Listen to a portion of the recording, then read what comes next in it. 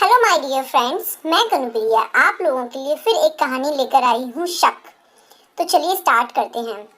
शिवानी की चीख निकल जाती है जब वह अपने कमरे की खिड़की से झांककर देखती है। चीख सुनकर उसका बेटा और पड़ोसी क्या हुआ कहते हुए उसकी ओर दौड़ते हैं।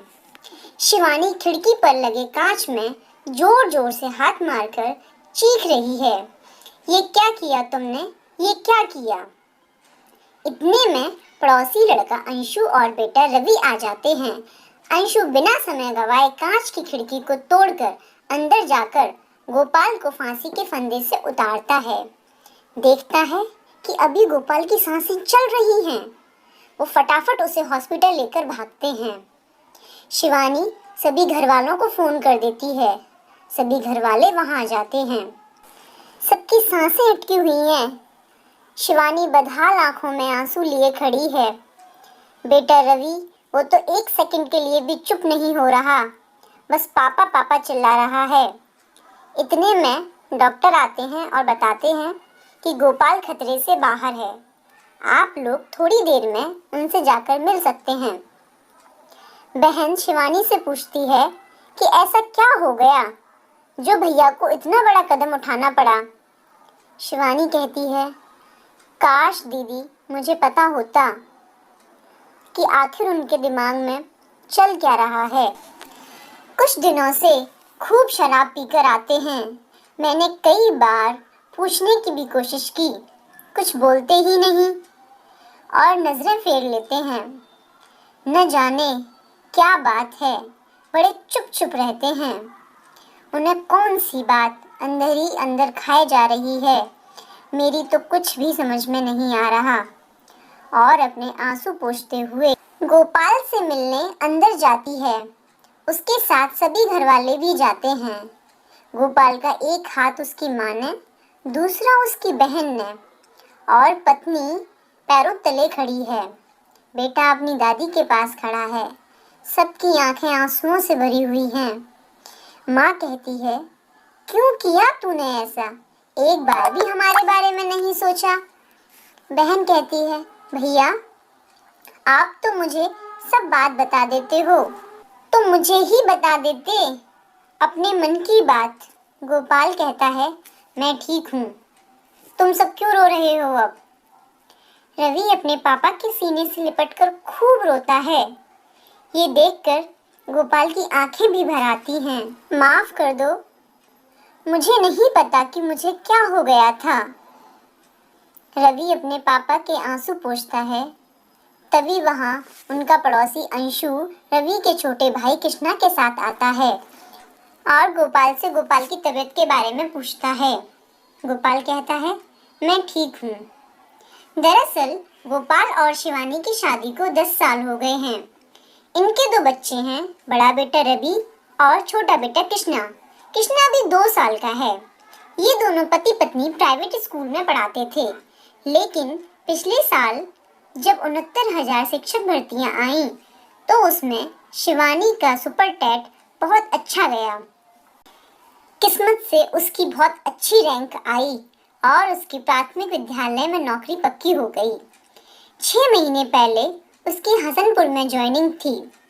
गोपाल और शिवानी दोनों अपने बच्चों को लेकर यहीं शिफ्ट हो गए। सब कुछ बहुत अच्छा चल रहा था। गोपाल भी बहुत खुश था। गोपाल ने भी वहीं पास के स्कूल में नौकरी कर ली। लेकिन कुछ दिन पहले से गोपाल कुछ उदास रहने लगा। फिर घर पर दारू पीकर आने लगा। शिवानी ने कई बार पूछने की कोशिश की, आखिर बात क्या है। अब तो पैसे की भी कोई कमी नहीं है। शिवानी दिन भर स्कूल में पढ़ाती और लौटकर अपने घर का काम करती। 2 बच्चे हैं, उनकी पढ़ाई, खाना, कपड़े सब वो शाम को ही किया करती थी। कभी कभी गोपाल से इसी बात को लेकर कहासुनी हो जाती थी कि कम से कम वो बच्चों को पढ़ा तो सकता ही है। वो पढ़ा भी देता था, लेकिन जब से उसने दारू पीना शुरू किया है, तब से बच्चों को पढ़ाना तो दूर, वो घर में भी आधी रात को घुसता है। पता नहीं ऐसी कौन सी बात रही होगी जो गोपाल ने फांसी लगा ली। डॉक्टर गोपाल की 2 दिन बाद छुट्टी कर देते हैं। गोपाल घर आ जाता है। कुछ दिन उसकी मम्मी भी उसी के साथ रहती हैं ताकि वो सच का पता लगा सकें। गोपाल की बातों से यह लग रहा है कि गोपाल को शिवानी पर शक है कि उसका कहीं और चक्कर चल रहा है। जब ये बात शिवानी को पता लगती है तो बहुत रोती है और कहती है, अगर ऐसी कोई बात थी तो मुझसे पूछ लेते, लड़ लेते, ऐसा कदम तो ना उठाते। आपको ऐसा क्यों लगता है कि मेरा कहीं और चक्कर चल रहा है? आप मेरा यकीन करें कि ऐसी कोई बात नहीं है। मैं और बच्चे आपसे बहुत प्यार करते हैं। आप आगे से ऐसा कोई कदम मत उठाइएगा। मैं आपके आगे हाथ जोड़ती हूँ। कुछ दिन तो सब कुछ ठीक चलता है, लेकिन फिर शराब पीना शुरू हो गया। शिवानी गोपाल को बहुत समझाती है, लेकिन वो कुछ भी सुनने और समझने के लिए तैयार ही नहीं। जब तक घर पर रहता है तो सब कुछ ठीक रहता है। जैसे ही घर से बाहर जाए तभी शराब पीकर आए और लड़ाई झगड़े मार पीट अब तो ये रोज का हो गया है। एक बार तो उसने शिवानी को घर से बाहर ही निकाल दिया, साथ में उसका सामान भी फेंक दिया और कहता, जा अपने आशिक के पास चली जा, अब तेरा यहाँ क्या काम, जा तू अब उसी के पास जा, अब कभी यहाँ पर लौटकर वापस मत आना। शिवानी ने कई बार तो सब घर वालों को भी बुलाया। वो सब गोपाल को समझा समझा कर हार गए कि शिवानी ऐसी नहीं है। बड़ी मुश्किल से शिवानी ने गोपाल को समझाया कि आपको मेरी नौकरी से परेशानी है ना, तो मैं छोड़ दूंगी, लेकिन एक बार आपकी लग जाए तो कम से कम हमारे बच्चों का फ्यूचर तो सिक्योर होगा। आप परेशान मत होइए, मेरा आपसे वादा है कि मैं अपनी नौकरी छोड़ दूंगी। गोपाल कुछ दिन तक ठीक रहा और ऐसे ही वक्त धीरे धीरे गुजर रहा है। एक दिन जब गोपाल गांव जा रहा था तो उसका एक्सीडेंट हो गया। वहीं आसपास के लोगों ने उसे हॉस्पिटल में भर्ती कर दिया। उसकी हालत काफ़ी नाजुक थी। ऐसी हालत में वो 1 महीने अस्पताल में भर्ती रहा।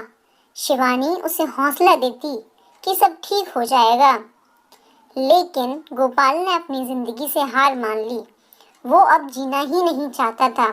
उसे लगा कि सब उसे धोखा दे रहे हैं और एक दिन उसने ये दुनिया छोड़ दी। ये कहानी थी हसनपुर के एक गांव की। इसमें सभी पात्र के नाम को काल्पनिक नाम दिया गया है। गोपाल के शक ने सब कुछ खत्म कर दिया, सब कुछ। जब एक रिश्ते में प्यार होता है तो सब कुछ ठीक चल रहा होता है, लेकिन उसी रिश्ते में जब शक आ जाए तो सब कुछ बर्बाद कर देता है। इसलिए अपनी आंखों से देखी और कानों से सुनी बात पर ही विश्वास करें। किसी भी नतीजे पर पहुंचने से पहले एक बार अपने साथी से ज़रूर बात करें, क्या पता सच कुछ और हो। किसी भी रिश्ते में विश्वास बहुत ज़रूरी है, लेकिन अंधविश्वास ना करें। अगर आपको हमारी कहानी अच्छी लगे तो लाइक शेयर सब्सक्राइब ज़रूर करें। Thanks for watching.